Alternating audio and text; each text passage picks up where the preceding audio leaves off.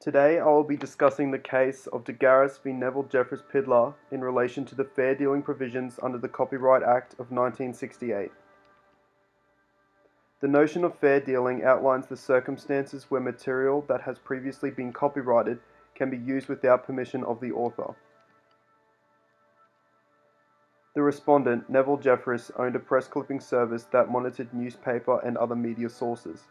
Subscribers to this service could receive a photocopy of the material together with a statement of the source in exchange for a small fee. The applicants, Brian Garis and Matthew Moore, were authors for the Western Australian and the Sydney Morning Herald.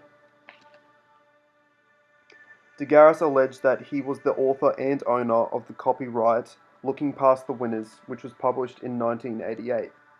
He claimed that Jeffress had infringed this copyright by reproducing the work in a material form within Australia. Jeffress relied upon the defences that the reproductions were in the course of research or study under Section 40, criticism or review under Section 41, and reporting of the news under Section 42, subsection 1. The main issues that the court had to address were the fair dealing provisions applicable? In order for the provision to apply in these circumstances, the dealing had to be 1. Relevant, had to be of a relevant purpose, and 2. Fair. Here, relevant purpose refers to the person making the dealing opposed to the end result of the reproduction. Firstly, was the reproduction of the material for the purpose of research or study?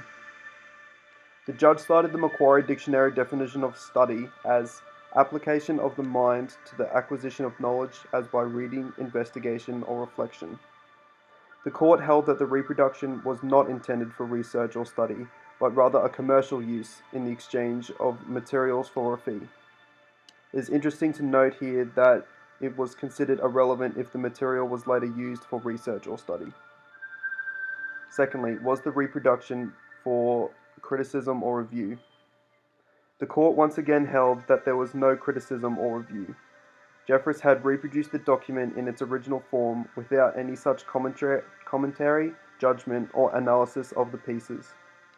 And lastly, was the reproduction for the reporting of the news?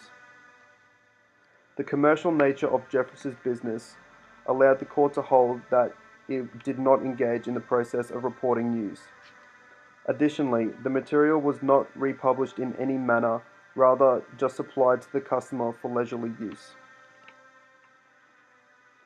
In regard to the issue of fairness, Justice Beaumont cited that it was a question of degree and that there needed to be an evaluation of various factors of the case, which included the general impression of the situation, the extent to which the materials were used, and the number of newspaper clippings. Justice Beaumont held that the dealing was not fair. Jeffress had used the material in trade and commerce not under any of the provisions seen in the fair dealing of the Copyright Act 1968. Jeffress had infringed Garis and Moore's work.